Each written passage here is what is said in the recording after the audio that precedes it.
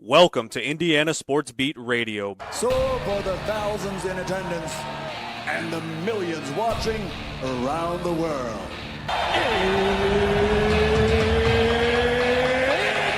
Time! Three on the way. Oh! It went in! It went in! And Indiana wins the ball game! Know your role and shut your mouth, you jabroni! Float game for the win! Ayla's gone. Goodbye. Touchdown, Indy. Woo! IU. America. They got a football team now. Pretty simple. I win. Google me. You know that I'm the cream of the crop. Now, here's Jim Coyle. Hey, everybody. Welcome aboard. It is Thursday. Man, we're almost through the week. Heading toward the end. The snow is gone. Temperatures warmed up. It's not going to stay quite that way, but that's okay. It's heading in the right direction, which is all we care about, right? Looking quickly down through there. Yeah, temperature's going to drop. Yesterday's high got up to 72, man. Oh, I didn't get to enjoy it though. Walked to the mailbox. I did do that, and had a stogie. So there was that I got to do. But I hope you got to go out and get out in it because it looked like it was incredible. Saw people playing golf, just enjoying the spring-like weather. Of course, it's going to be a high of 33 by the time Monday gets here. So we're not exactly out of the deal yet. And not that you listening to me for weather, but so I'm just looking down through here. I'm just curious. It's going to stick around in the temperatures in the 40s and the 50s as it should be. So yeah, hey, we're good. We're good. How's everybody doing? Yes, sir. They do got a football team. Woo. You can go to Big Game and get one of these balls, as a matter of fact, these footballs, the exact balls that they used in the game. Just go to biggame.com or biggameusa.com, rather, and you can get yours. But hope you're doing well. Looking forward to talking some draft talk today. Basketball, man, going crazy. Good games, I mean, in a good way. Michael, I don't know if any of you watched the Daytona 500 or not, but the winning driver is one of the team owned by Michael Jordan and Denny Hamlin, and they won. And ironically, they sued NASCAR and changed things for them for the better. But regardless of that, in the winner's circle, and I remember watching this, and I was laughing, thinking it was funny. Tyler Reddick has got I think like a 6-year-old son. He was in the winner's circle, and Michael Jordan was just kind of messing with him, like you playfully do with a kid. You poking him in the sides and doing stuff like that, all in foot. Well, and I was laughing. I thought it was funny. I'm like, wow, how lucky is this kid? Dude doesn't even know. Got Michael Jordan messing with him. Well, apparently there was I don't know why I should be surprised in this day and age, but apparently there was blowback on that. Oh my. I don't even know why. I don't even care. Anybody that has anything to say about it, you're a moron. You're an absolute moron. And just shut up. I couldn't believe it when I saw that. But again, in this day and age, why would one be shocked? Everybody has to have something to complain about. So yeah, there's that. Delon McCullough headed to Oklahoma as their running backs coach. He was last with the Raiders in the NFL. course, was with the Chiefs. Got him a Super Bowl ring there, but also stops at Notre Dame, USC, and, of course, Indiana. So, heading there. Indiana taking on Purdue on Friday. Don't forget, head over to Dave & Buster's. Check out the games on those gigantic big wall-size screen TVs, man. Full bar, too. So you can sit in there and you can if you got kids, you can take them, let them go play the games. There you go. You got that figured out. Lots going on in the world of college basketball. Like I said, the games are going great, but something we've talked about a lot because the upcoming draft, Darren Peterson missed most of the second half in their game, I think yesterday, against Oklahoma State. It was an 81-69 win. He scored 20 of his 23 points in the first half. This dude's rolling. He's on fire. He hits a three-pointer in the second half and removed himself at the 17:22 mark. So just early in the second half. Bill Self told reporters, "It's a concern. I thought we were past it, but obviously we're not. It's certainly a concern. You get into the NCAA tournament, you're playing a team just as good as you, and you need to have all your best players available, so to speak." Yeah. You don't have to explain it, Bill. We know how it goes. All it takes is one day for like that to derail not only a game, but a season. It's concerning, but I think we're making progress with it. Well, are you? You just said you thought you were past it, but you're not. So how are you making progress? He missed the entire second half of a game. Not sure how that's progress. And I'm not saying this to get on the kid.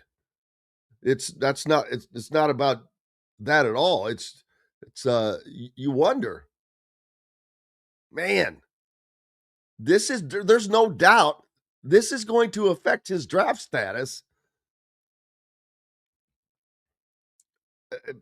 I don't even know how a team would think. How are you going to draft this guy? Seriously, if this is not fixed or figured out.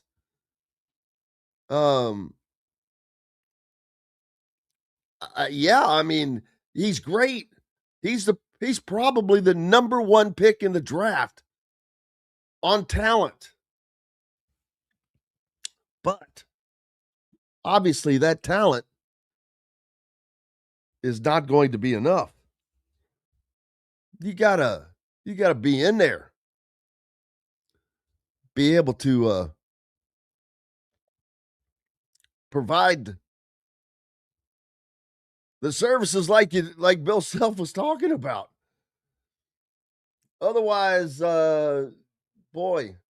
But Kansas had no problem with that win. Now, I don't think Oklahoma State's that good, but still, you're not going to beat Arizona or anybody like that if you don't have your full complement of players. I mean, think about it. If Indiana did not have Lamar Wilkerson, that's pretty much what you're looking at right there. That is exactly the layout. How would Indiana fare without him? Not very well. Not very well at all. And it reminds me, who was the player just a couple years ago, played for Indiana, who was dealing with, I think it was blood clotting issues in his situation in his legs, but it was back in the little roadie era, but he was dealing with a similar thing, couldn't play long, and it affected him greatly.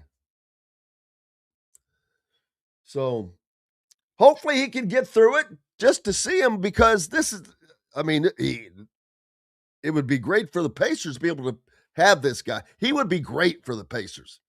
But, woof. Yeah, I don't know. Arizona, speaking of Arizona, they bounced back. A.J. DeBanza for BYU. He had 35 points in that game, but it didn't matter. Anthony Del Orso scored a season-high 22 after coming off the bench. And they got another 18 from Ivan Krenchikov. Number 4, Arizona bounced back from its first 2 losses of the season. They beat number 23 BYU 75-68. Of course, BYU without one of its players. That was last night. Arizona now 24-2, 11-2 in the Big 12. Started with 23 consecutive wins, spent 9 straight weeks as the nation's number 1 team before losing back-to-back games to number 9 Kansas and number 16 Texas Tech. And I'm telling you, that Big 12, they're stacked at the top, man, as well. The Big 12 and the Big 10, if they had a 5-team shootout, that maybe 6-team shootout, that would just be a fist fight of a tournament. It would be amazing. Fred says not having Stephen Bardo segments this time of year is missed. He had great rapport. Well, you know what? Ironically, I just reached out to Stephen yesterday, so hopefully we'll see about getting Stephen back on. Yeah, I love having him on. He's a great dude, man. Fun to talk to, knows his sports, and can talk about anything. So love to have him back on, and definitely trying to do so. I was talking about Arizona. One of the top teams in the country, yeah. They bounce back. It's going to be something to see. Arizona played without Cole Pete. That's who, and backup guard Dwayne Aristode. So they're strong even without some of their players. Pete will also miss Saturday's game at number 2, Houston. Damn. Another team. Number 2. Because of lower leg muscle strain, he'll be reevaluated next week. So, yeah, right now, teams going through the strains and pains of the season. We're in February. You've been through a good portion of the conference season, as a matter of fact. You're on the downhill slide. You're on the backside. But beat up, beat in, beat out. And then how about Arkansas?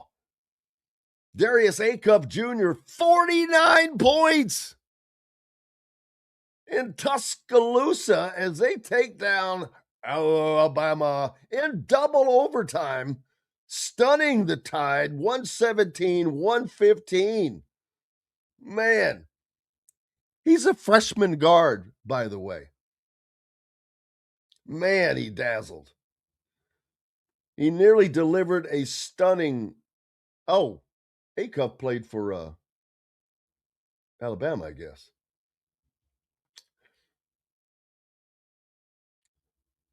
The 20th ranked Razorbacks were down to just a 7-man rotation.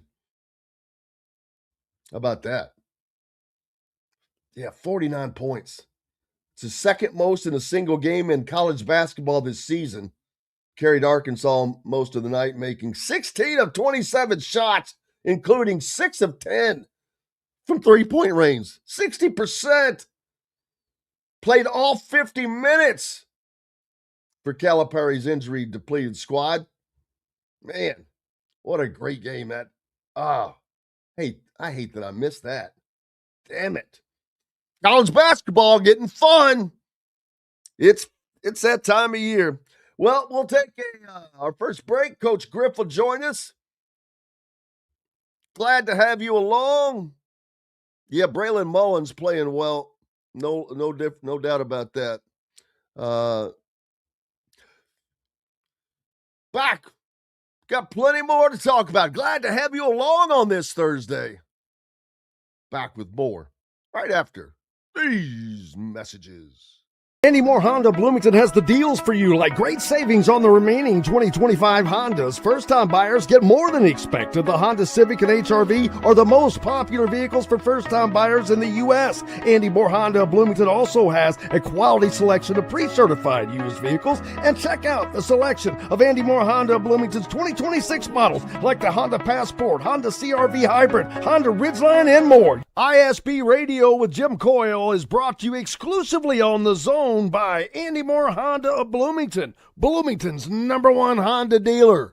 If you're looking for a new home in the Indianapolis area, you need Cheryl Sizemore from Brick and Ivy Realty. Cheryl Sizemore has over 2 decades of experience, and that could be the difference in getting the home you want in today's tough housing market. Reach out to Cheryl at CherylSizemoreSells@gmail.com or 317-701-0838. That's 317-701-0838. Let Cheryl Sizemore sell or find your new home today. Zach Browning here to tell you about an offer you simply can't pass up. If you're looking for the best coverage of Indiana football and basketball, which includes recruiting, weekly chats, podcasts, as well as access to the best national team out there, then look no further than thehoosier.com. The best part, it's just $1 for the first week. Oh, and did I mention that you get a full year of access to The Athletic when you sign up? You can't beat the coverage, and you can't beat the deal. So head over to thehoosier.com today and sign up for just $1. It'll be the best decision you ever made. Bored, Bloomington? Dave & Buster's can fix that. Eat and drink your way through our all-new menu. Play half-price games every Sunday through Thursday. Watch all your team's wins on a 40-foot screen and 30 HD TVs. And level all up with the high-flying human crane that puts you in the game. Private game suites, our exclusive arena, and more. Only at Dave & Buster's on 731 South College Mall Road. Welcome back, Indiana Sports Beat Radio on this Thursday. Glad to have you along and glad to be with you. Coach Griff joining me now, and now it's just the waiting as the NFL draft coming up, recruiting still going on as it's slowed down finally, I guess you'd say. Or it seems. Stops. Yeah, it never stops. The excitement is kind of pared down a little bit, and just slowed down.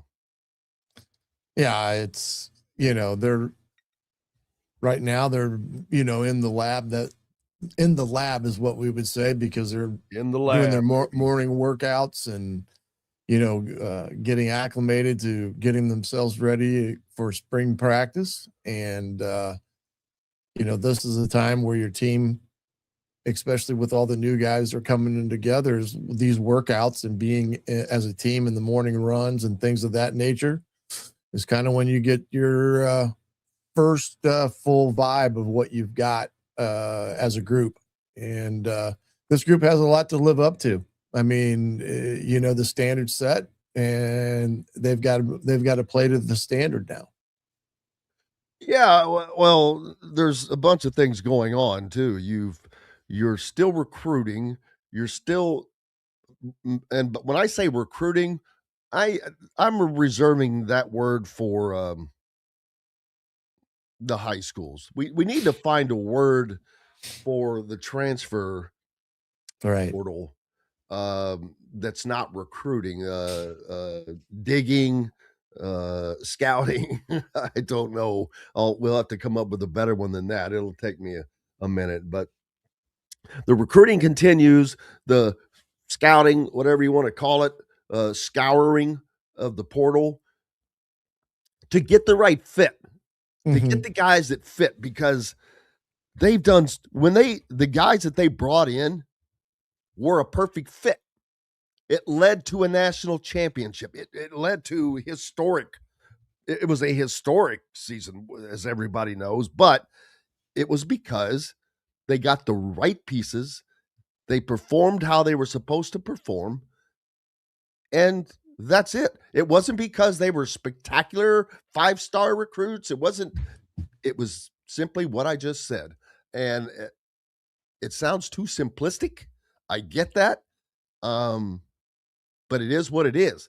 And that's what makes them good. And again, how does a dude that's been sitting in anonymity for all this long come out and just sprinkle the magic dust on the ugly sister, and she's now the princess of the ball? It's still nuts. I watched it happen. I saw it happening. I knew it was happening. I predicted it was happening. And I still am amazed by it.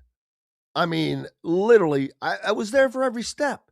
And I'm still amazed because of having, if you've played a sport, a team sport, I mean, at any level from high school, I'm not talking about 7th grade, I'm talking about varsity or above, especially football, how difficult it is to get 11 guys every time, or virtually every time, to do exactly what they're supposed to do without making mistakes. Right. It's almost an impossibility. The odds are just staggering. But they did it, let's say 90% of the time, because they did not make mistakes. And I still shake my head and say, how the hell does that happen? Because you also have to be lucky along the way, Coach. Yeah. As you know, you have to have luck. I remember rewatching, I think it was the championship game, and one of the defensive linemen got to Fernando and got his big old paw on the ball, and the ball was loose. I mean, it was loose out of Fernando's hands. Fernando got it back. But had that ball been recovered, that changes everything. Right. That's one stinking play out of the entire season. That just shows everything went their way. Now, I think they orchestrated it, but wow. That's the thing. Now you've got to, what do you do for an encore? Everybody's going to be looking, because after the first year, they're like, yeah, well, okay, whatever. Yeah, you did. Got lucky. Yeah, you played nobody. Whoops. Okay. Well, your pre-conference schedule sucked. Well, yeah. You ended the season beating Ohio State, Oregon, Alabama, Oregon, and Miami. I don't give a flying crap about a pre-conference schedule. Yeah. And so, yeah, I don't know what their argument next year is going to be, because nobody cares about a pre-conference schedule. I don't. And so, but it's going to be fun. I can tell you that.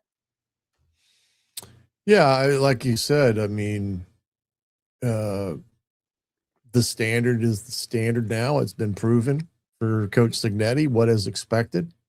He uses the term "never satisfied," So, like I said, this group of guys will have a tall order in front of them, and they're going to have to put themselves in a position like they did this year that they continue to have success because they are doing things that are expected of them, like you just said, minimizing the mistakes.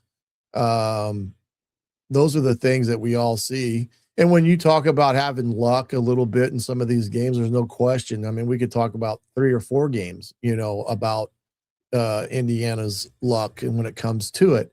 But as you know, being in this game, you create your own luck. I mean, that's the thing that you got to be honest about, is that, yeah, sometimes you're lucky, but sometimes you create it by the way you play. And it's going to be interesting to see how this group comes together, the expectations and things of that nature, because this will be different for this team because of all the success the last 2 years has provided Indiana as a whole, and whether this group can go out and live up to those expectations, because now they will be the hunted. There's no more being the hunter for Indiana. You will Not be the only hunted. that, not only that, they have a trip to Michigan, which they haven't won there since I don't know, Abraham Lincoln was president, maybe. Yeah. But that boy, I'm eyeing that game right now. Salivating about that opportunity. But then they also have Ohio State coming into Bloomington, and Ohio State, Ryan Day is just going. I mean, he almost has to win that game. I mean, that's fun. We're talking about a game in midseason next year, and I'm already talking about a must-win for Ryan Day. If he loses to Indiana again, holy crap, what are the Ohio State fans going to say? They haven't won a Big Ten championship since 2020 in the COVID era, when Indiana should have gone to the Big Ten championship.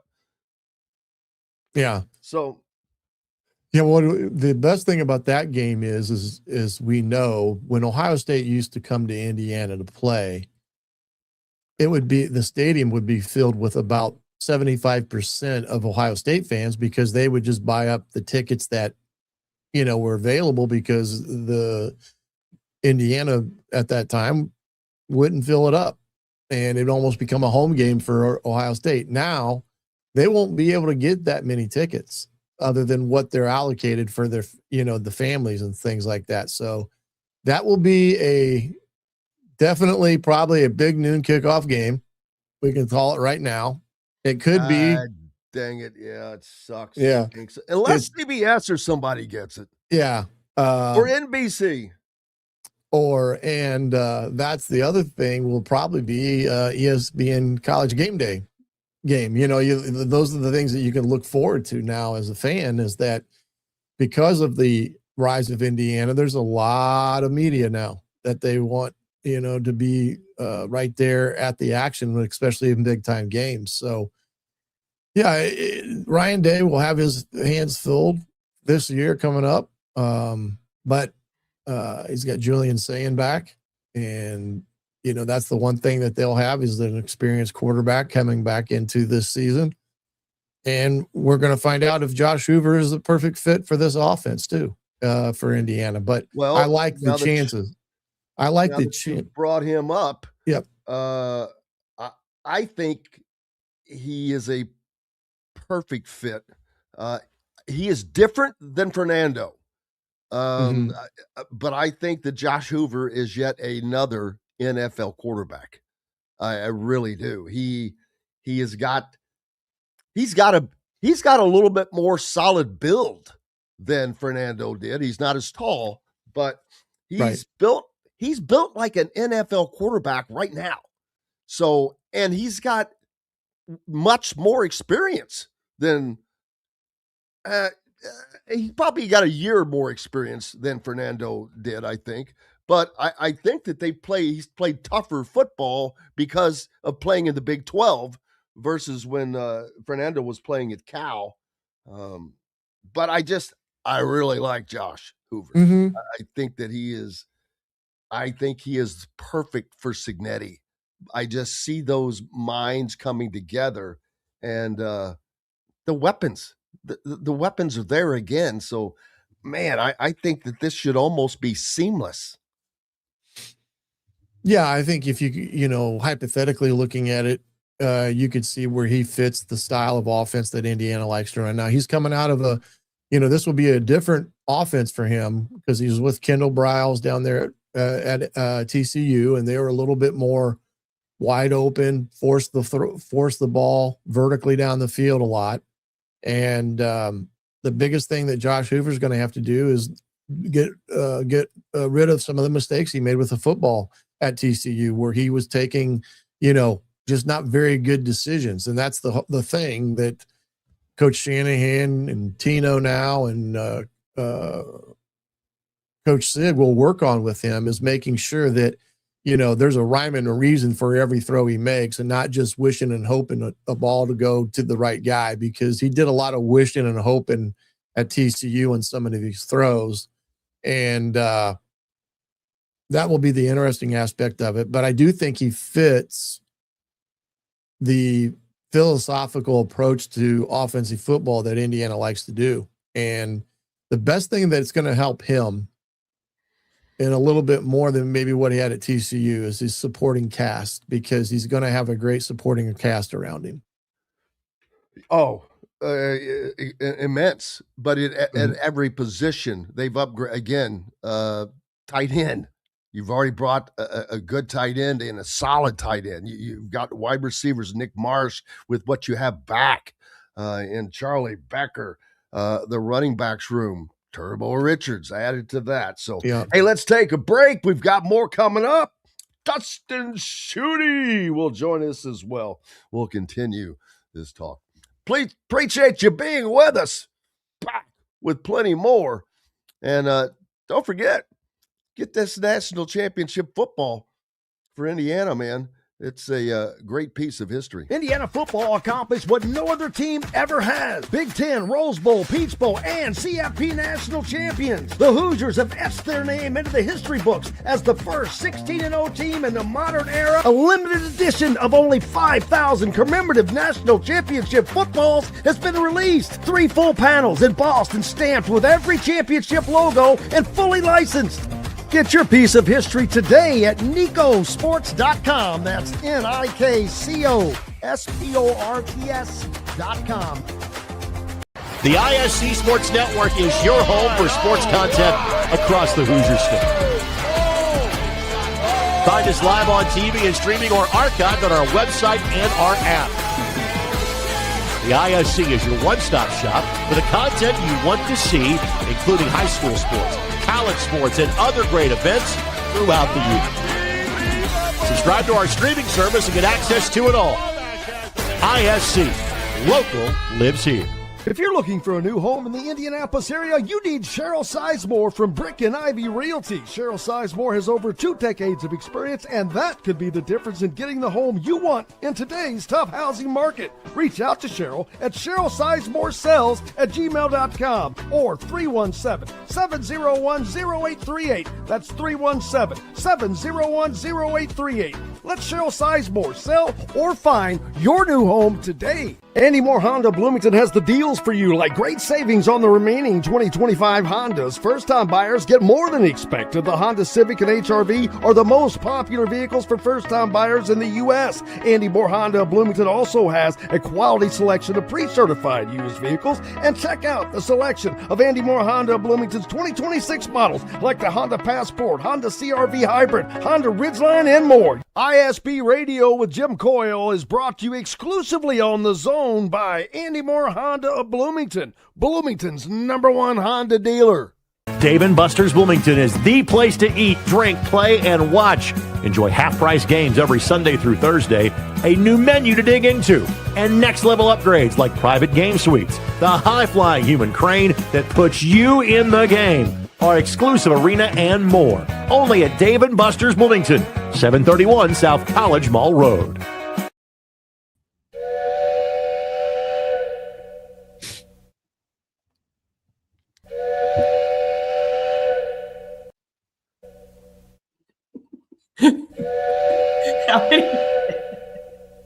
Here he comes, riding in on his big old Purdue train. What do they call that thing, man?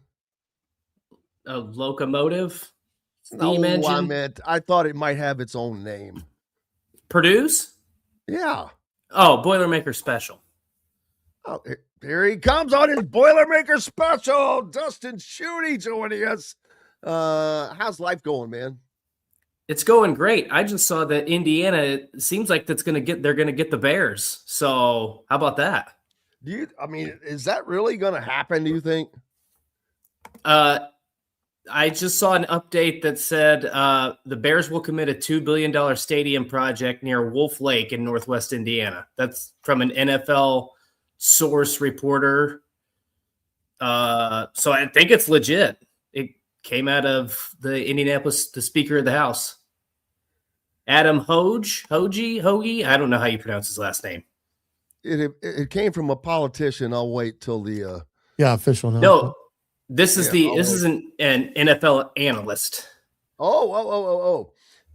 It would be amazing for Illinois to allow that to happen. I mean, that would be a gigantic blow. I talked about, I don't think with you, but the Louisville Slugger, obviously originated in Louisville. Well, for a long time, it was made in Clarksville, Indiana, across the river.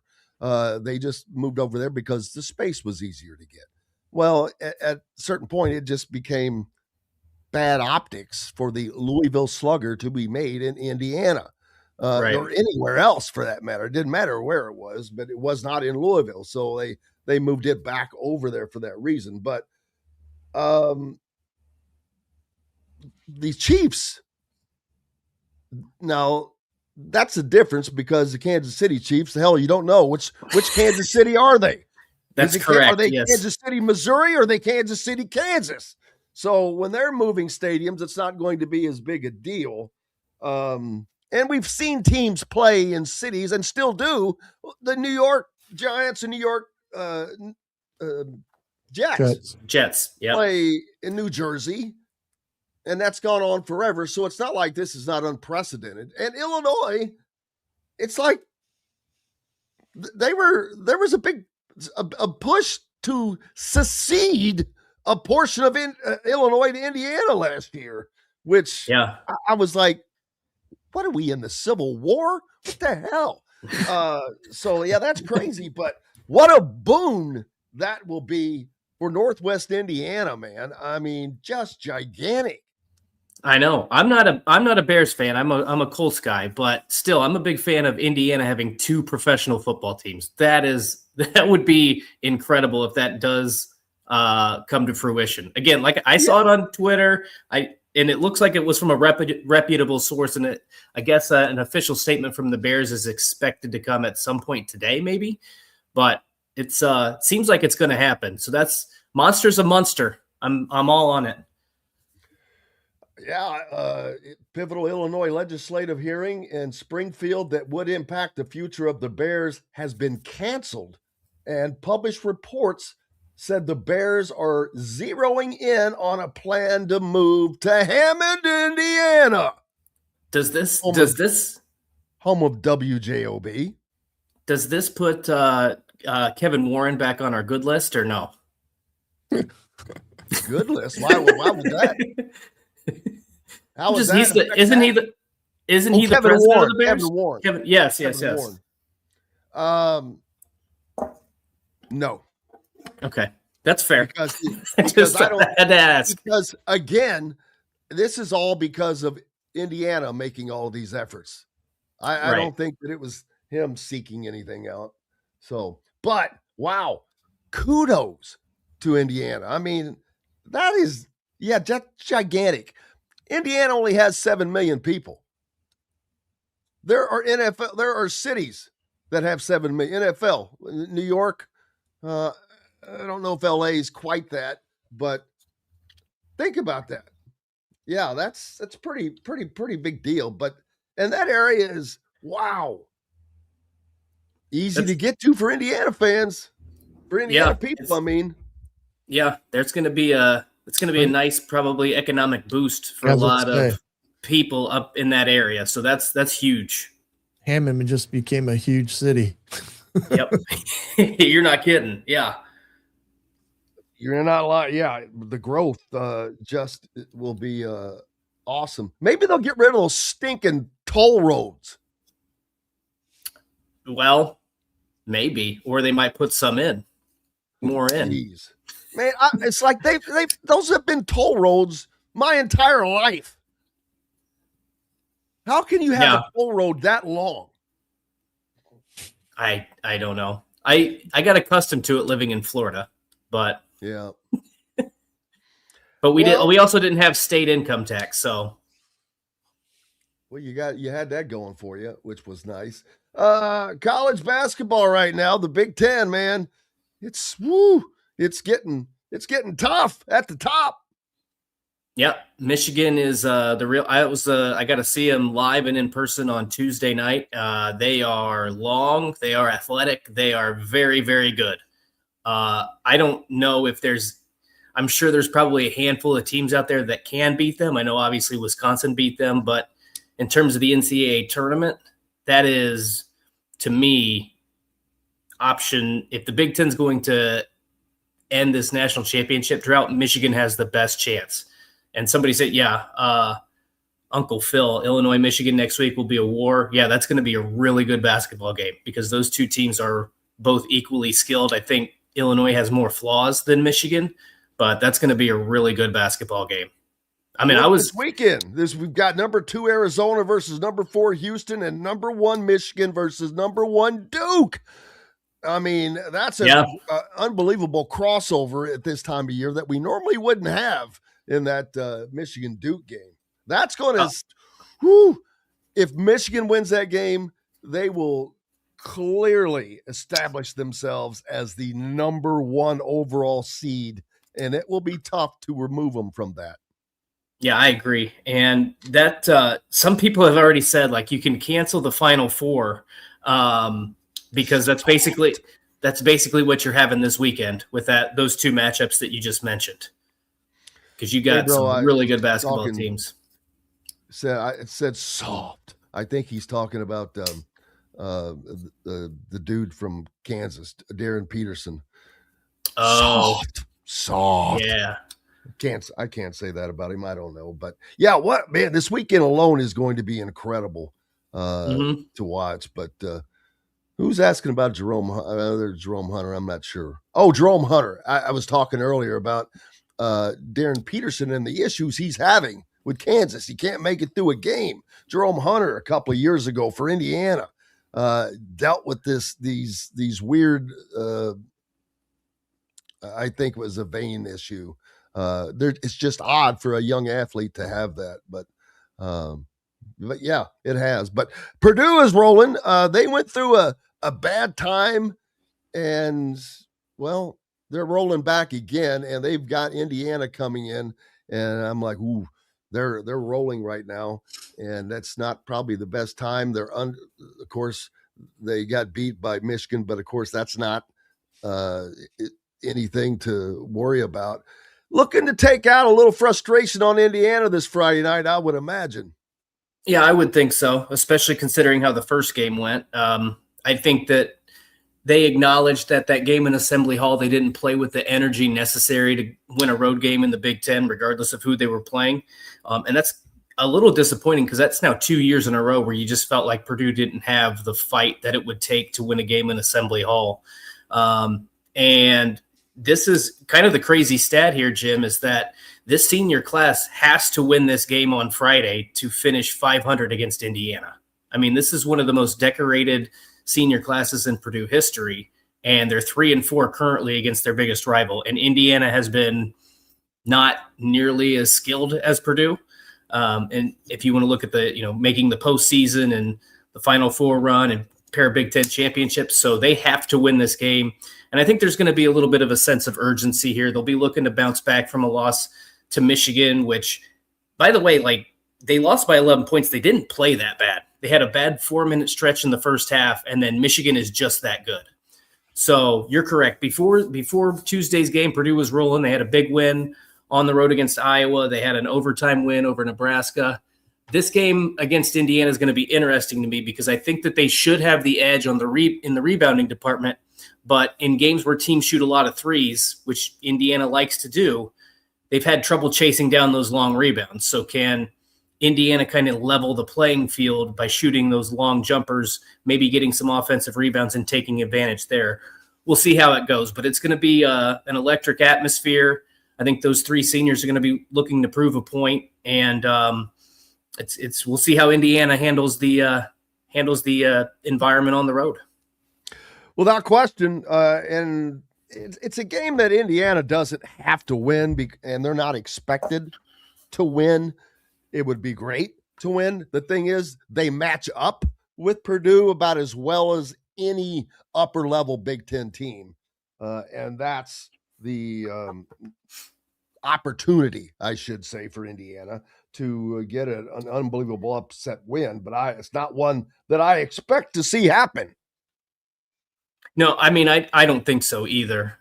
Just because of what this means for Purdue, the fact that they've been playing better. Now they had to squeak one out against Oregon. They were pretty dominant against Maryland, but Maryland's not a good basketball team this year. Although they did have that, good win against Iowa. So yeah, I mean, we'll see what happens in this game, but I don't think there are a couple scenarios I could see.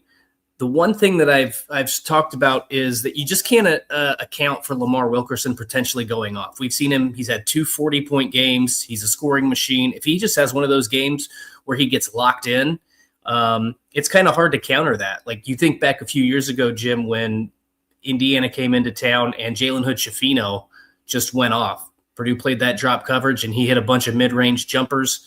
I don't remember what his final point total was in that game, but just lit Purdue up. If Lamar Wilkerson has one of those types of days, he can keep Indiana in it. So I think this game could be a close type of game, and either team could come out on top, or Purdue could do what it did against Iowa, set the tone early, jump out to an early 10 to 12-point lead, and win this one going away. I don't see a scenario where Indiana wins this one in a blowout, but I think any of the other three. Oh, no. I think any of the other three outcomes are entirely possible. So Purdue's going to have to be locked in. I think Braden Smith needs to be aggressive. He was shut out in the first half against Michigan, wasn't really looking to get a shot until the second half.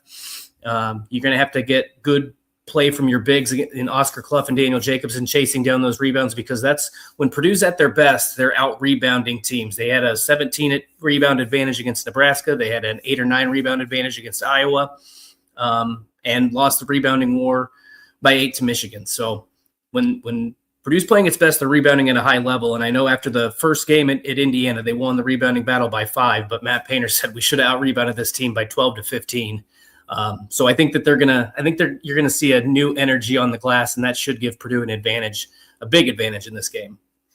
Well, rebounding has been one of the major problems for Indiana, because basically on the giving up offensive rebounds and second chance points, it's been a massive problem for the Hoosiers in that regard. But we'll carry on and talk more college basketball in the next hour, and we'll look at the standings right now of the Big Ten, and plenty more. Dustin Schutte with on Boilers on SI, right? Yes. Yep. There you go. Back with more right after these messages. Andy Moore Honda Bloomington has the deals for you, like great savings on the remaining 2025 Hondas. First-time buyers get more than expected. The Honda Civic and HR-V are the most popular vehicles for first-time buyers in the U.S. Andy Moore Honda Bloomington also has a quality selection of pre-certified used vehicles. And check out the selection of Andy Moore Honda Bloomington's 2026 models, like the Honda Passport, Honda CR-V Hybrid, Honda Ridgeline, and more. ISB Radio with Jim Coyle is brought to you exclusively on The Zone by Andy Moore Honda of Bloomington, Bloomington's #1 Honda dealer. If you're looking for a new home in the Indianapolis area, you need Cheryl Sizemore from Brick and Ivy Realty. Cheryl Sizemore has over 2 decades of experience, and that could be the difference in getting the home you want in today's tough housing market. Reach out to Cheryl at CherylSizemore@gmail.com or 317-701-0838. That's 317-701-0838. Let Cheryl Sizemore sell or find your new home today. Zach Browning here to tell you about an offer you simply can't pass up. If you're looking for the best coverage of Indiana football and basketball, which includes recruiting, weekly chats, podcasts, as well as access to the best national team out there, then look no further than thehoosier.com. The best part, it's just $1 for the first week. Oh, and did I mention that you get a full year of access to The Athletic when you sign up? You can't beat the coverage, and you can't beat the deal. So head over to thehoosier.com today and sign up for just $1. It'll be the best decision you ever made. Bored, Bloomington? Dave & Buster's can fix that. Eat and drink your way through our all-new menu. Play half-price games every Sunday through Thursday. Watch all your team's wins on a 40-foot screen and 30 HD TVs. And level all up with the high-flying human crane that puts you in the game. Private game suites, our exclusive arena, and more. Only at Dave & Buster's on 731 South College Mall Road. Welcome back, Indiana Sports Beat Radio. Jim Coyle with you as always. It's Thursday. Dustin Schutte from Boilers on SI with me as well. The basketball season is on the backside, heading down towards the end, but we get a special weekend this weekend with Duke and Michigan going at it. The number 1 and number 2 teams from the Big Ten and the ACC. Wow, that's going to be fun. You've got Arizona and Houston going at it as well from the Big 12. And I just saw someone pointed out that I did not know this, but Texas Tech lost J.T. Toppin for the season. Oh, man, what a blow that is. Yeah, I mean, he was coming into the season one of the favorites to be National Player of the Year. Texas Tech is 19-7. They've had a solid season, but they're not going to be in the mix without him. I mean, that is really and too how bad. And that's going to greatly impact their seeding. They're going to make the tournament, but they're going to be hit in a seed. Well, yeah. I mean, and I'm trying to look at their schedule real quick. I mean, Kansas State, Cincinnati, neither of those teams are really great, but they still have Iowa State. They still have TCU, which is, again, not a great team, but then BYU. So they could drop a couple of those games, probably aren't going to win the Big 12 tournament. But that's sad. That's a sad news situation there because he's such a phenomenal player. And obviously the ties to Indiana with Obi Toppin, his brother, playing for the Pacers. So I hated to see that, and it's unfortunate, but it's that's sports, I guess. It's unfortunate. The other one, Jim, and I don't mean to just kind of move on from this, but move on, baby. The other one that's a little bit more interesting now after UConn got beat by Creighton last night is UConn plays Villanova. Villanova's not bad. They're not ranked. They're 21 had on like the season. 25 in that game, didn't he? Yes. I had it on mute and I was doing other things, so I just watched the end. I don't remember He's stats. playing really well for UConn. That's a big loss for both Indiana and Purdue. Yeah. He was in the mix for both of those schools. I think more so Indiana than Purdue. But yeah, that kind of reminds me of Kyle Guy going to Virginia and then winning a national championship there. So almost a similar situation too. Yep. Of why they did not come to Indiana. And the other, Flory Badunga too. There's oh yeah. Every time I see him on the broadcast, it feels like they bring up Kokomo, Indiana, and Flory Badunga and how he, that was he wasn't really on Purdue's radar or in the mix. Purdue wasn't really in the mix for him, but he was a big time target for the Hoosiers. I remember that. Yep. And just think about the talent that they didn't get from right here. But of course, that's been a conversation point plenty times. The Illini in Michigan, you talked about that game coming up. Purdue, Nebraska, and Michigan State all sitting at 11-4 in the conference. I'll be honest, neither of them have a shot to win this conference now. I think Michigan is just too strong. They're not going to lose 3-4 more games. I'm sorry. I don't think, unless something catastrophic were to happen to their roster. The Illini, they're not going anywhere. I think they're playing as good a basketball as they have all season, and that's with dealing with injuries.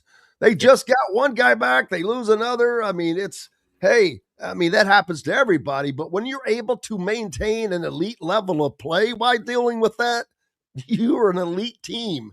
And Purdue or Illinois is a team that I can see winning the national championship.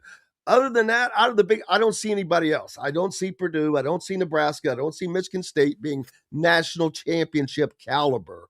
Could be wrong. That's why they play the games. But that's my thought on that. But I think the Big Ten, just having a good showing would be very important for the league. Yeah, I agree with that. I mean, I think you have between Michigan, Illinois, Purdue, Nebraska, Michigan State, Wisconsin. I'd even throw Iowa into this conversation. You have, how many is that? 1, 2, 3, 4, 5, 6. You have 7 potential Sweet 16 teams. I don't know that 7 are going to get there, but I think that that's how good the Big Ten is, especially at the top. And, UCLA, probably, I would think it's in the tournament. I would think Indiana's in good position to make the tournament. I don't know that they're going to get high seeds, but no, Indiana is going to be I'm predicting 8 or 9 seed. No, 10. Oh, you think 10? Okay. Oh yeah, which is weird. I'm telling you, they're it is. Like right now they are. I think a 10 seed thereabouts, if you would look, and by the eye test, that's where they belong. That's what I think. But their metrics are really good. They're in the top 35 of the net rankings of Ken Palm, of all of this. And I'm like, boy. But if you do the math, simply take 4 times, because 4 on a seed line, what's 4 times 9? 36. 36. So Indiana is right in that area. So they're on the 10-9 bubble.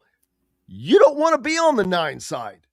No. I think you're better off being on the 10. I've talked about it all week, so you don't have to play the number 1 seed. Hell, as a matter of fact, I'd rather be an 11 seed. Yeah, you're not lying. Yeah, this Indiana team matches up with or not matches up, because you don't know who the matchup is, but we know they can play with a 3 seed level teams, because that's the Purdue's, the Nebraskas, and Michigan State. Yeah. They've beaten Purdue. They had Nebraska down 16 in the second half and coughed up that lead, but we know they can play with that style of team. So I think that if they could get an 11 seed, they would have a chance to be a Sweet 16 team. Other than that, I think it's going to be very difficult to win 2 games in the tournament for Indiana. Well, I heard Bruce Pearl talking about this the other day, and it might have even been last night on TNT, basically talking about the drop-off between, in a lot of years, maybe being a 1 seed, it's important, but it's not, the difference between playing a 3 seed or a 4 seed in the Sweet 16 maybe isn't that much different. But this year it feels like it's a lot different. So you'd want to get one of those 1 seeds because there's a significant drop. So to your point, if you could play a 3 seed in that second round, you put yourself in a better position. So yeah, this tournament's going to be really interesting, because there are some teams out there. Like, look at St. Louis, look at Miami of Ohio. And I know some of these teams don't play the same caliber, but there's some really good basketball teams out there that can make some noise in March. So I mean, it's going to be a really interesting tournament. It is every single year, and I say that now, and watch, we're going to get all number 1 seeds in the Final Four. But yeah, I'm interested to see how this thing turns out. I think you're correct. I think Michigan's going to win. I don't see them losing 2 more games. They might lose to Illinois, but I don't think there's another game on their schedule outside of that they're going to lose. And Illinois has already dropped 3. So now you're looking at Purdue, Nebraska, Michigan State, Wisconsin, all still kind of trying to get that double bye for the Big Ten it'd be triple bye this year, wouldn't it? Because the tournament starts on a Tuesday. I hate that they're letting all A-team Tuesday of the week before. Yeah, I hate that they're letting all 18 teams play, but that's not my decision. Yeah, so I mean, there's still a lot to play for. They're seeding in the NCAA tournament. They're seeding in the Big Ten tournament. Some teams are still fighting for an NCAA tournament spot or NCAA tournament seeding. Just a really interesting race in the Big Ten. But to me, like I said earlier, Michigan to me is by far the team with the fewest holes or weaknesses in their game. And I think that's the Big Ten right now, at least, the best shot to probably end this national title drought. Yeah, the 1, 2, 3, 4, 5. The last 5 teams in the conference. Well, yeah. Especially Oregon. Oregon and Penn State have only won 2 conference games, but Penn State is 11-16. They won 11 games. Everybody in the conference is in double-digit wins, minus Oregon. Yeah. 1, 2, 3, 4, 5 teams already with 20 wins on the season. Iowa's at 19. Wisconsin's at 18. Then you've got Ohio State, UCLA, Indiana, and USC. 18 and 17 wins apiece there for those teams. I think Indiana ends up probably with 19 in the regular season. They can hit 20 with a win in the Big Ten tournament. But it's somebody's you only not think Indiana's winning 2 more games. Huh? What you think Indiana's only going to win 2 more games? That's chalk. I'm just going chalk. They're going to have 2 opportunities. One would most likely be Michigan State at home. They have, but Michigan State's a tough team. That's going to be a hard win. Not saying they can't win it, but I'm also not going to be shocked if they lose that game. The last game of the year is at Ohio State. Ohio State's fighting for its life right now. It's tournament life. Although they're 9-6 in the conference and 17-9 overall. I think that they're in. So, boy, it's USC is actually 7-8 in the conference behind all these other teams that have less wins than them overall. But USC has a win over Indiana. So it's going to be, it's just going to be this goofy thing. And somebody's not, I think the Big Ten gets 10 teams. And that 11th team is going to be in this mix. It doesn't make it. And they're not going to be happy. But hey. Well, I mean, Indiana they've got the win over Purdue. They've got the win over Wisconsin. Those have obviously helped. It really the only one to me, and I think the only real major loss on their season was that game at Minnesota back in December. That hurts. You'd like to have beat USC, but as you said, USC's not a bad team. They're just not high quality. It was a game they could have won for sure. Yeah. And either one of those would have put them at 20 wins on the season. You're right. Right, for sure. Yeah. So you picked out the 2 games. Yeah. I mean, you pick out, but I mean, even if you just beat Minnesota, I think you're feeling better about it. You get 20. But the thing that's always interesting to me is Indiana, the last couple years, has played 2 teams really well. And it's been Purdue at home. Well, really, Purdue, both Mackey and Assembly Hall, they played them really well. And they've played Michigan State really well, too. And so they always play Michigan State well. I know. It's one of the oddest things ever. So I wouldn't put it past them to win that game. So I'm not putting it past them. I think Indiana's going to hit 20 regular season wins. And then they had a chance to add some cherry topping on top at in the Big Ten tournament. As far as Purdue, I see them as a 3 seed, and could they in the NCAA? Up? Yeah, could they move up? Yeah, they could, but there's just not a lot of room once you get up there. You've got to count on other people having to get moved out because there's only 8 teams in front of you or whatever it is, and I don't know where Purdue is on the 3 seed line as well. I mean, there's 4 teams in each seed line, and all 4 of those teams are usually ranked in an order. It's A, B, C, and D. I don't know where they are on that line. So, but I think that they'll wind up being a 3. But there's going to be a bunch of Big Ten teams on those first 3 seed lines. Well, I think 3, 4, 5. 5 Big Ten teams in those first 3 seed lines. I'll predict. Oh, and I've left this up here. I'm going to get it out of the way. Aaron asked this question: does UCLA fire Mick Cronin after the season? You know, it's actually a really good question. I would have to go back and look at his contract, but I said this yesterday. I think Mick Cronin is tired of being at UCLA. He just does nothing but bitch and moan about everything. Players, schedule, Big Ten, yada, yada, whatever. I just think he wants out. I think he hopes that they fire him. I don't disagree with that. Like, to me, when he took that job, and I know he's been there now for 8 years? It's longer than you think. But point being is, wow. It may not be 8, but I think it's longer. He took him to the Final Four in 2021 because it was the year that they had everything in Indiana. But to me, he's spent his entire life in the Midwest. So for him to go out to California, it felt like such an awkward fit.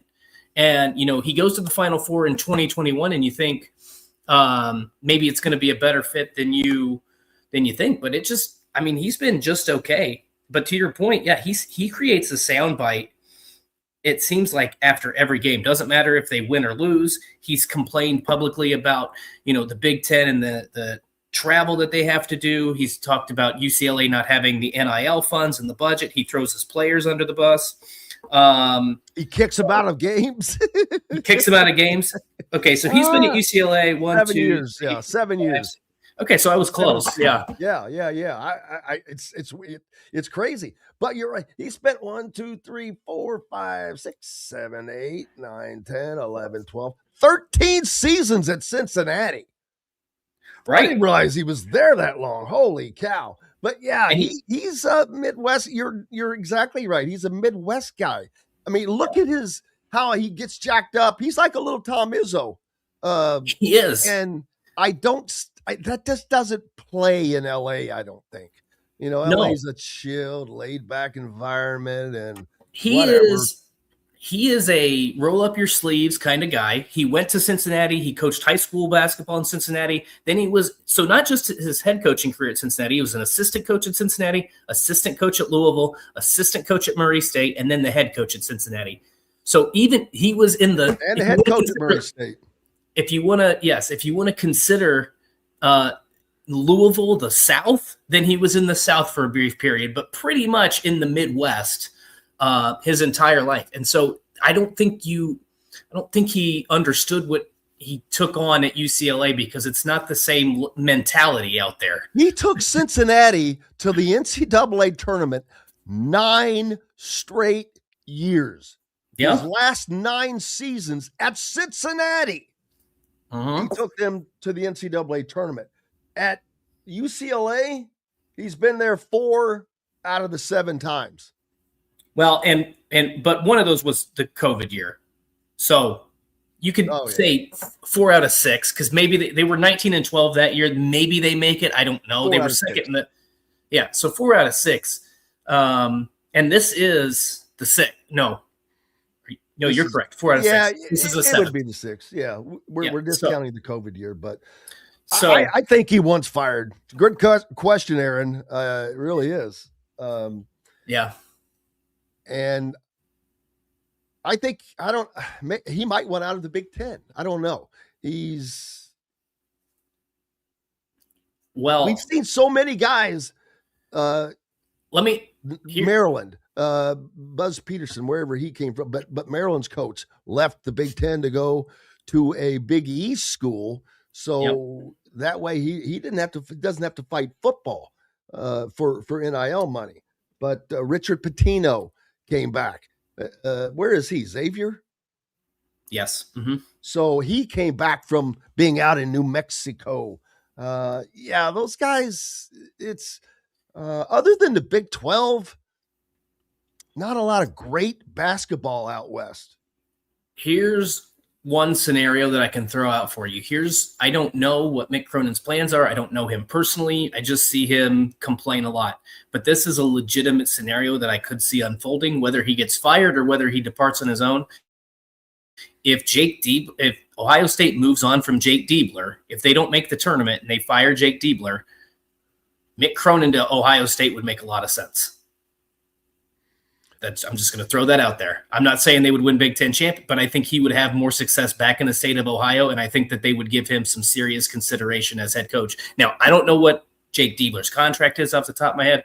I don't know if they'd give him another. I don't know but if Ohio State doesn't make the Big Ten tournament in his 3rd season? You mean the NCAA? Yeah, if he doesn't make the NCAA, because everybody's making the Big Ten tournament. But if he doesn't make the NCAA tournament, maybe they move on from him. I don't know. But Mick Cronin in Ohio State seems like a really good fit. Yeah, you're not lying. It would probably it's probably the job that he wants. You're right, because the resources are there. Ohio State wants to be good in basketball. It's not just football. They want to, those schools want to be good in both. He doesn't have to worry about the travel as frequently. He just got to go out to the West Coast one time per year on a West Coast trip, whether that's USC, UCLA, or Washington, Oregon. you're going to be playing in some of those big time matchups. I think they're part of that CBS Sports Classic or whatever it's called, where they play. What Kentucky, about this? Carolina. Tom Izzo is got to be close to retirement. Yeah.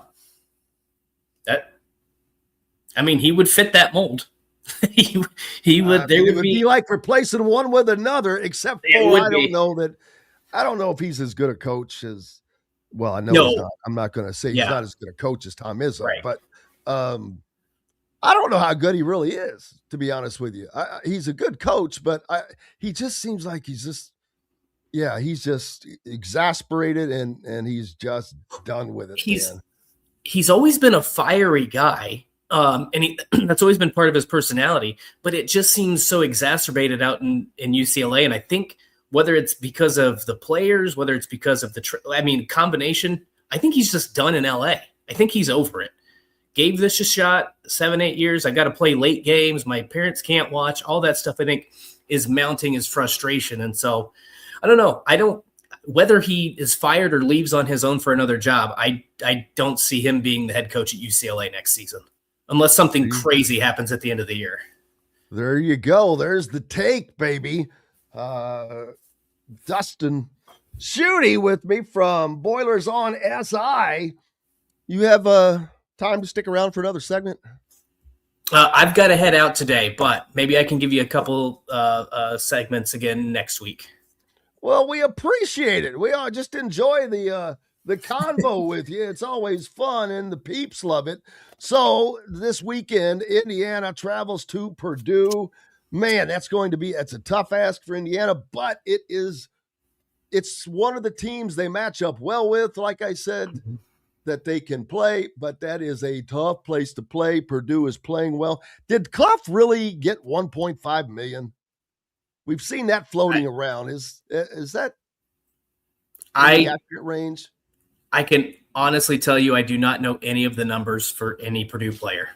Because I can't say it with any fact. So I don't. Yeah, and until I know it's a fact, I don't. I'm like, yeah, okay, whatever. There have been a lot of numbers that have been floated out there about other players that I know are not true. So I take everything with a grain of salt unless I hear it directly from a source. Any idea what Braden Smith is getting? No idea. I'd just be curious. Yeah, I have no idea. I know. I'd say they at least are paying him $2 million. I would guarantee. What I can tell you is, because this has been stated by multiple people that I trust, and I think it's been even said publicly, is that it is less than what he could have gotten had he transferred. Well, that I don't doubt. That I don't doubt at all. And I think he knew that he was staying for that. But appreciate you, my friend, as always. Will I see you Friday night? I am not going to be making the trip, so no. I'm going to sit this one out, but I'll be thinking about you instead. I'll send you a few messages from the arena. That'll be perfect. We'll talk about it next week. Dustin Schutte from Boilers on SI. Make sure you're giving him a follow. Keep up with your opponents or your team. Either way.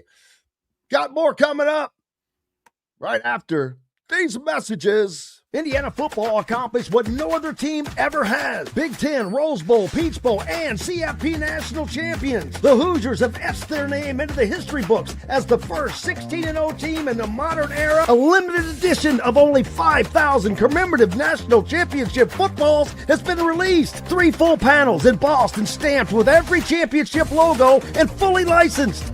Get your piece of history today at NICOsports.com. That's NIKCOSPORTS.com.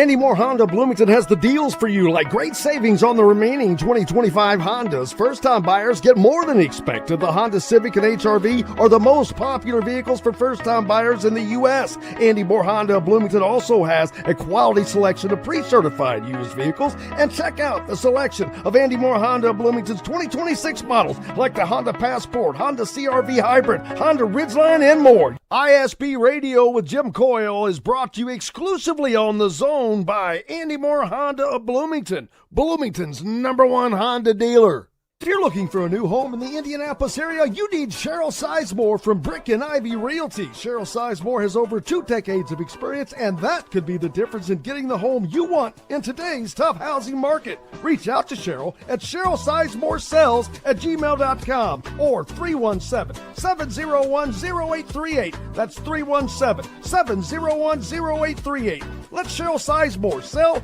or find your new home today. Zach Browning here to tell you about an offer you simply can't pass up. If you're looking for the best coverage of Indiana football and basketball, which includes recruiting, weekly chats, podcasts, as well as access to the best national team out there, then look no further than thehoosier.com. The best part, it's just $1 for the first week. Oh, and did I mention that you get a full year of access to The Athletic when you sign up? You can't beat the coverage, and you can't beat the deal. So head over to thehoosier.com today and sign up for just $1. It'll be the best decision you ever made. Bored, Bloomington? Dave and Buster's can fix that. Eat and drink your way through our all-new menu. Play half-price games every Sunday through Thursday. Watch all your team's wins on a 40-foot screen and 30 HD TVs. And level all up with the high-flying human crane that puts you in the game. Private game suites, our exclusive arena, and more. Only at Dave & Buster's on 731 South College Mall Road. Welcome back, Indiana Sports Beat Radio on this Thursday. Jim Coyle with you. As always, glad to have you along. Appreciate you being with us. Matt Talor will join us in a little while. We'll talk about the upcoming NFL draft. A lot of Hoosiers will be up there and plenty of others that will be interesting to see how they perform at the draft. I saw a... oh, man, I don't know where it was that I was reading this, but let me go backwards here. It's a former Kentucky recruit. He was a 5-star, never materialized of playing well, and it ended up declaring for the draft and still just never did anything. And now he's looking at, hey, how about going back to college? Everybody else is doing it. So, and he's 25 years old. 25. I think that there should be an age limit in college, first of all. So, he's 7 years. He would be 7 years older than an incoming than a freshman playing. 7 years.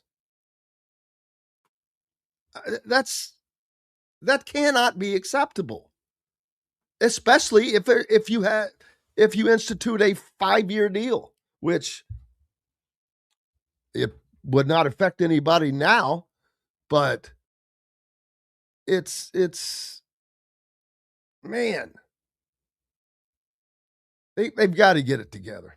The Iowa Athletic Department apologized yesterday for a security breach that allowed individuals to interfere in the coaches and players' handshake line and approach Nebraska coach Fred Hoiberg after that big upset by the Hawkeyes. Videos posted online show the individual coming out of the stands as fans rushed the court after the Hawkeyes win over the 9th-ranked Cornhuskers. The person appears to heckle and point his camera phone at Hoiberg, who made a swiping motion at the phone with his right hand. Hoiberg's hand appeared to inadvertently strike an Iowa staff member who was going through the line. Hoiberg reached back to grab the staff member's arm and pointed to the individual who had come toward him with the camera. The University of Iowa implemented its court intrusion guidelines. I like that. Court intrusion. Following last evening's Iowa-Nebraska men's basketball game, unfortunately, an individual gained access to the court through a restricted area, directly confronting Coach Hoiberg and putting Nebraska players, coaches, and staffs in a reactive situation. We apologize for the incident and will conduct a thorough review of our procedures and security measures to determine what adjustments must be made. Well, it's pretty damn simple.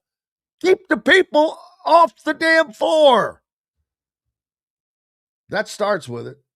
Yeah, court storming is, it used to be, I had no problem with it. And I still don't have a problem with it when it's warranted. But I'm sorry. Beating Nebraska ain't it. Beating St. Louis ain't it. Beating the 14th ranked team in the country ain't it. And we've seen all of that come to action this week. It wasn't a number one team going down. I mean, when Arizona got beat, hey, I get it. That's a big deal. Beating St. Louis, I'm sorry. I know it's a big deal for Lil Rhodey. Every win's massive for him, but it's just become the thing to do, and it has to be stopped. It hasn't been stopped. So, and it sucks because of those morons that do it at their any will. It's going to take away from the warranted times where it would be fun, it would be cool. But we also had the Duke, North Carolina. Yeah, you understand it's a huge rivalry. It was a last-second three-point shot, boom. But, yeah, you don't need to rush to court anymore. It's great. Enjoy the win. You don't need to be on the floor. It needs to stop. Unfortunately, I'm sorry. I don't want to sound like the old man howling at the moon. But it is done. There's too much complaining and all of that. Remember Doug Gottlieb? The guy who, first of all, I think stole his roommate's credit card, who was the coach's son at Oklahoma State. Then he was at a Fox radio show and then became the coach of Green Bay, where he has sucked. But he received a one-game suspension from the Horizon League yesterday for comments he made while criticizing officials after he lost. He slammed the table at one point and used an expletive in his post-game news conference while complaining about what he perceived as inconsistency in the officiating. Video of his news conference garnered attention on social media. Yeah, that's just a period of time waiting to end for him to go back to being a radio guy. But man, how fun is the NCAA tournament going to be more fun this year or chalk? Chris Denary, it's been waiting to get him back on. He's been busy as well, but we'll get Chris back on. Looking forward to that. Ed Snyder says officials need to be called out. Well, of course they do. I as a matter of fact, I think that there should be a report. You don't have to name the officials, and you don't have to name the game. But I think that they're great. They should be graded, and those grades should be public. Because if you have officials that consistently suck and you don't get rid of them, that's on you.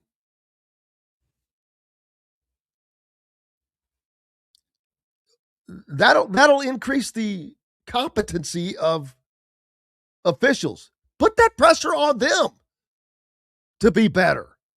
It's not an easy job, and I'm not suggesting that it is. It is. It's not a job I could do. But if you're going to do it, be able to do it. Be able to do it competently. Basketball officiating is the absolute worst, I think. I think they call fouls that aren't fouls. They don't call fouls that are fouls. They call walking. They don't call traveling. There's so block charge. Man. That's it's such a subjective thing. But yeah, it's just, it is what it is. It is what it is. Looking forward to the NCAA tournament as we're getting closer and closer. Will Michigan win it? Give the Big Ten a crown that it's been looking for so long? Since 2001? Yikes. It's been a long time. DeBansa had 35 in that loss by BYU to Arizona. How about Creighton? We mentioned it earlier, but Creighton upsets UConn. Josh Dix, 2 weeks after his mom passed away. Big night for him. 21 points. Creighton wins 91-84 over number 5 UConn. That's their first conference home loss of the season. So, losses happen, baby. And they happen to good teams. Lost at home. Braylon Mullins, though, a great night for him. 25. I think he stays in college another year. He's just not, he just doesn't have the bulk, I think, to go into the league just yet. But it'll be interesting to see how that works out. Man, and I mentioned JT Toppin for Texas Tech. Oh man, he's their highest paid player. That's a fact.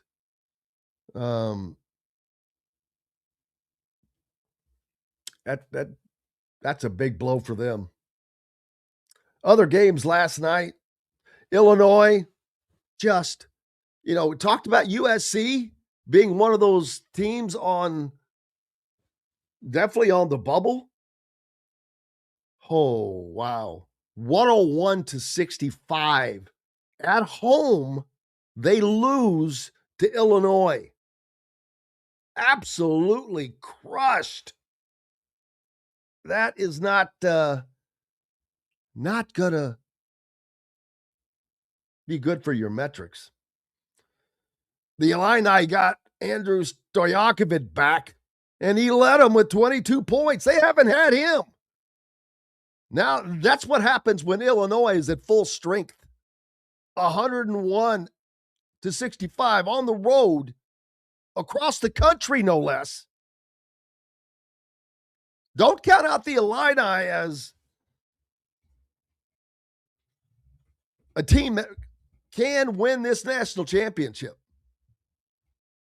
When they're at full strength, oh man, I hope. Well, they will. They will be on opposite sides of the Big Ten tournament bracket, and we're only 3 weeks away from the Big Ten tournament. 3 weeks from now, we'll be 2 days into the tournament. And those two teams should meet. Think about the matchups we're going to get to see in the next few weeks. Michigan taking on Duke this weekend. They'll play Illinois most likely for the Big Ten tournament championship. If Michigan were to lose that game, there'd still be a number 1 seed. If Illinois wins, they could climb up to the number 1 seed, especially if Michigan beats Duke. So there is a possibility that the Big Ten. Could have 2 number 1 seeds, 2 worthy number 1 seeds. Yeah, Uncle Phil pointing out last night was the first time the Illini were at full strength since early January. And they haven't played together. And this is what happens just when they get the guys back. They're a dangerous team. Telling you, man, they are just dangerous. They can shoot the ball. They have length, but so does Michigan. Those 2 teams are going to be fantastic to watch. I think that they both equally have a shot to be national champions. We'll certainly see. Matt Taylor's going to join us a little bit. Let's take a last break. Appreciate you being along for the ride. Jim Coyle here on this Thursday. Back with more right after these messages. Dave & Buster's Bloomington is the place to eat, drink, play, and watch. Enjoy half-price games Sunday through Thursday, plus a new menu and next-level upgrades like private game suites and the high-flying human crane. Only at Dave & Buster's Bloomington on South College Mall Road. Zach Browning here to tell you about an offer you simply can't pass up. If you're looking for the best coverage of Indiana football and basketball, which includes recruiting, weekly chats, podcasts, as well as access to the best national team out there, then look no further than thehoosier.com. The best part, it's just $1 for the first week. Oh, and did I mention that you get a full year of access to The Athletic when you sign up? You can't beat the coverage and you can't beat the deal. So head over to thehoosier.com today and sign up for just $1. It'll be the best decision you ever made. You're looking for a new home in the Indianapolis area? You need Cheryl Sizemore from Brick and Ivy Realty. Cheryl Sizemore has over 2 decades of experience, and that could be the difference in getting the home you want in today's tough housing market. Reach out to Cheryl at CherylSizemoreSells@gmail.com or 317-701-0838. That's 317-701-0838. Let Cheryl Sizemore sell or find your new home today. Andy Moore Honda Bloomington has the deals for you, like great savings on the remaining 2025 Hondas. First-time buyers get more than expected. The Honda Civic and HR-V are the most popular vehicles for first-time buyers in the U.S. Andy Moore Honda Bloomington also has a quality selection of pre-certified used vehicles. And check out the selection of Andy Moore Honda Bloomington's 2026 models, like the Honda Passport, Honda CR-V Hybrid, Honda Ridgeline, and more. ISB Radio with Jim Coyle is brought to you exclusively on The Zone by Andy Moore Honda of Bloomington, Bloomington's #1 Honda dealer. Bored, Bloomington? Dave & Buster's can fix that. Eat and drink your way through our new menu. Play half-price games every Sunday through Thursday. Watch your teams on the big screen and level it all up with the high-flying human crane. Private game suites and more, only at 731 South College Mall Road. Welcome back, Indiana Sports Beat Radio on this Thursday. Don't forget, if you're heading to Bloomington or in Bloomington for any of the IU games, head over to Dave & Buster's. They got great specials for you. Games for the kids. You can let them go have a blast while you watch the game. No better way to enjoy it. Matt Taylor will be joining us here in a little bit. The NFL draft coming upon us soon. And I saw Mel Kiper send out a message saying that it was absolutely ridiculous for anyone to suggest that Fernando Mendoza is not the #1 player in the draft. I guess that there had been some people questioning whatever, but hasn't there always been this entire year? It doesn't matter what has happened. So, but at the end of the day, 99% sure Fernando heading to Las Vegas. They need a franchise quarterback. He's the best quarterback in the draft. I mean, I can't necessarily say he's the best player in the draft because there's so many different players, and I don't know that you can do that when it's hard to compare. The quarterback's the hardest position, so does that make him the de facto best player in the draft? Very, very possible. But Arvell Reese, linebacker, edge rusher from Ohio State. He's all tough, expected to go #2. And this gives you an indication of what the draft is like. It's not about getting quarterbacks and getting that. It's getting what you need most. The Jets, they're expected to take Arvell Reese. A defensive player like that makes a big difference. Cardinals get the third pick. They're taking expected to take an offensive tackle. Number 4 pick to Tennessee, another edge rusher. You've got to get down to number 5 before you see the Giants expected to take a wide receiver with Carnell Tate from Ohio State. The Browns expected to take a wide receiver after getting the quarterbacks for the last couple of years. That makes sense. Washington expected to take edge Reuben Bain from Miami. Running back Jeremiah Love expected to be a top 10 pick to the Saints. Caleb Downs, the safety, expected to go to Kansas City. Quarterback Mansour Delane from LSU. And trying to see when there's a quarterback, linebacker, offensive tackle, offensive lineman, edge rusher, wide receiver. That's in the Jets from Indianapolis, by the way. Offensive tackle, defensive tackle. That's the first defensive tackle taken. A little surprise. Another edge rusher. That's like the 3rd or 4th, and we're in the top 20. Cornerback, mostly defensive players. Cornerback, offensive tackle, tight end, edge, wide receiver, defensive tackle, cornerback, linebacker, offensive tackle, and that's it. Quarterback for the first round. Fernando Mendoza expected to be the only quarterback taken in the first round. Number 1, that shows how much he stands out above everybody else. And the needs, what the needs of teams are. I think that it's going to be a tough trip for Fernando when he gets to the Raiders because he doesn't have much around him. It's going to take a couple of years for them to get. It's like you see these other teams coming back and getting offensive tackles or getting an edge rusher or I don't know what the Raiders line is like, but that is going to be tantamount and the process for Fernando Mendoza and his learning opportunities. But he is going to have Tom Brady tutoring him. He's going to have the Kubiaks are just great offensive minds, man. And he's going to have him as his head coach. So I think it's going to work out well. You got to hope that he can stay healthy. That's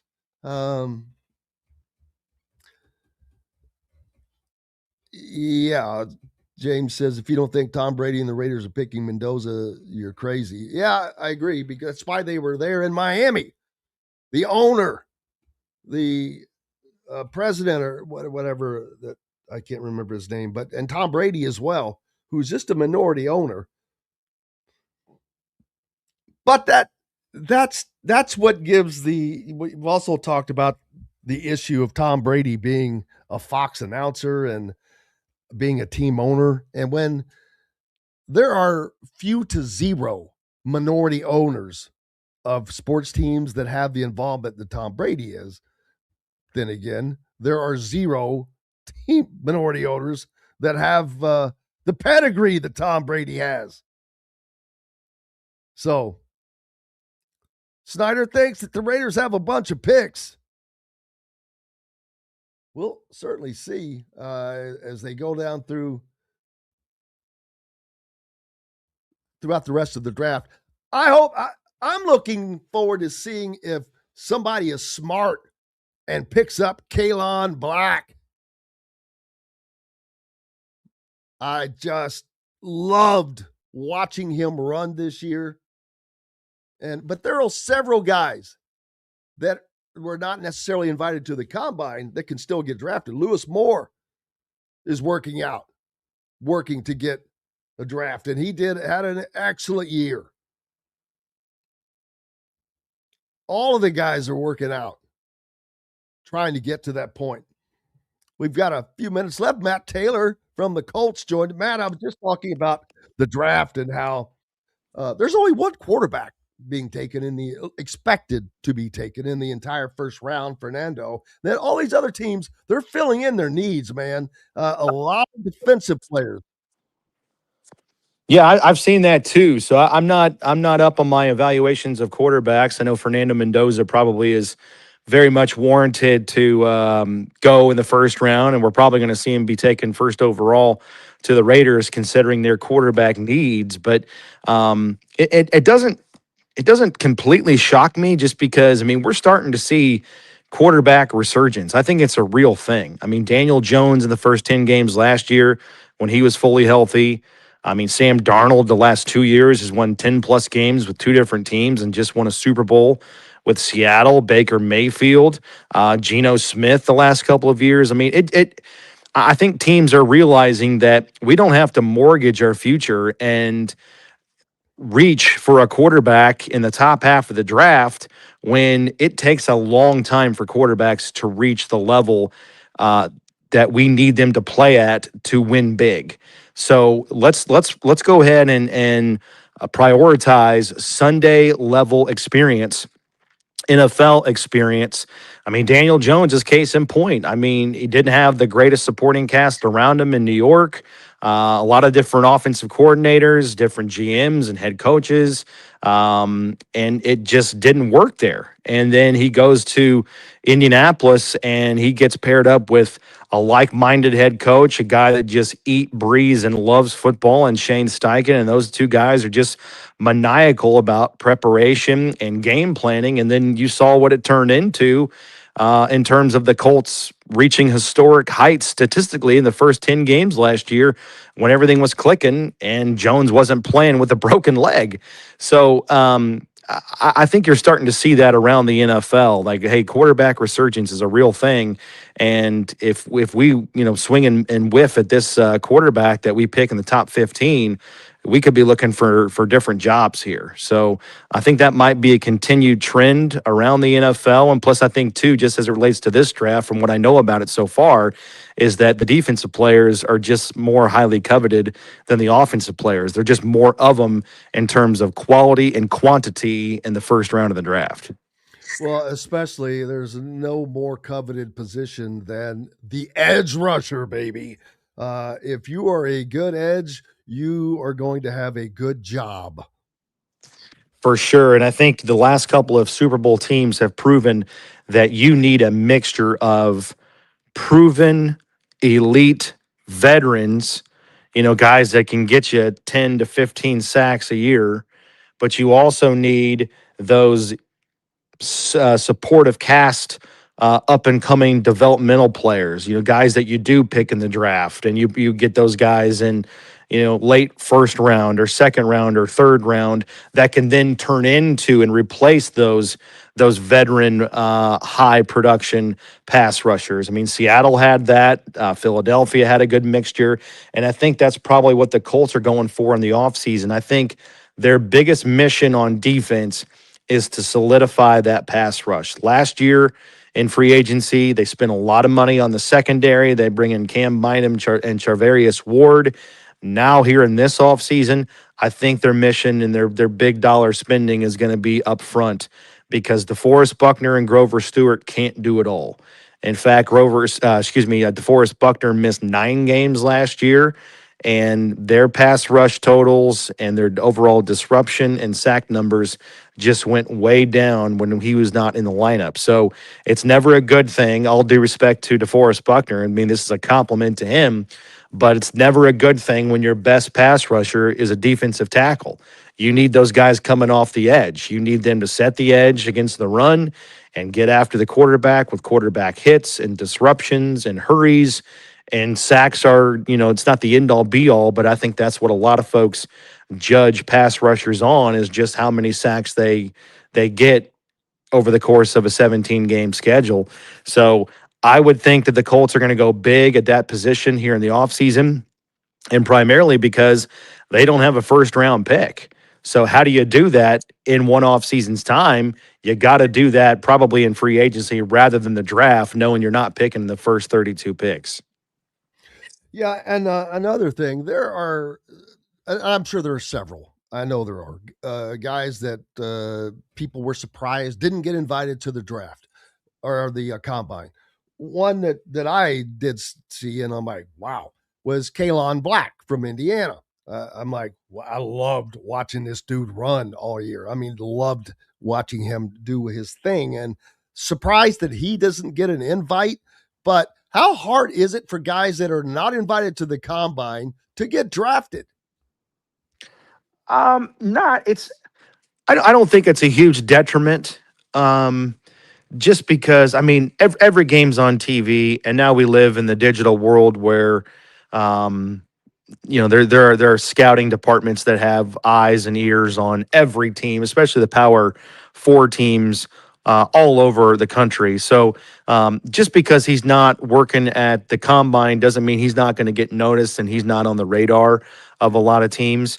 And also going along with that, you're starting to see evolutionary, and I don't like this, but you're starting to see over the course of time, players and also agents and therefore teams and personnel staffs, they're starting to devalue the combine, at least on the field. I still think there's a lot of value to, seeing what a guy's made of in interviews and seeing what his character's like and how much he can process information, and just talking to a guy and seeing how much he just loves football and prioritizes being a professional and just how driven he is. I think you can still get a lot of value and intel that way. But you're starting to see a lot of agents tell their clients, don't work out at the combine, just save it to your pro day.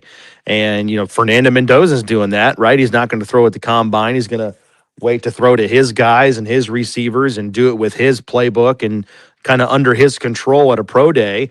So that might be an extreme circumstance because the quarterbacks have so many different, aspects and intangibles they want to intermix in their pro day compared to a defensive end. But I still think principally it's the same, where a defensive end is going to wait and shine. And a lot of these guys use the excuse of an injury, or they're not 100% and they're going to wait until their pro day. I mean, whatever the reason is, I don't think it's a huge detriment that you don't make it to the combine. The only thing that I think a guy like Kamara and, Black, the running back at IU, are going to miss out on is just being face to face with 32 teams in those interviews. And it's kind of like speed dating, where you get a chance to sort of make a good first impression to a lot of teams that are interested in you, whether it's pulling the trigger on you with a draft pick or heavy consideration in undrafted free agency. Sounds about right. Matt Talor from the Colts. Can't wait to do this again next week. We'll be it's draft time next week, man. The combine time, rather, a week from now. We'll be doing it. No doubt about it. Yeah, looking forward to it. We're going to have a table on Radio Row, so it's always crazy and hectic, but it's always one of the best weeks a year because you get a lot of. It's like the nervous system. It's the epicenter of the NFL. Everybody's there, and it's a one-stop shop to get content and the latest and greatest. Not only with the Colts, but basically every team is there to give a state of the union on where they're at in the offseason. No doubt. Matt Talor, appreciate you, my friend. All right. Talk to you soon. Absolutely. That's going to wrap it up for us today. Appreciate you being with us. We're back tomorrow to do it again. Until then, I'm Jim Coyle. I will see you on the radio. Stay tuned for Glass. Thanks for listening to Indiana Sports Beat Radio. Be sure to subscribe to our YouTube page for more clips and team coverage of Indiana basketball, football, and more. You can also find full episodes and tons of other content on thehoosier.com. We'll see you next time for another edition of Indiana Sports Beat Radio.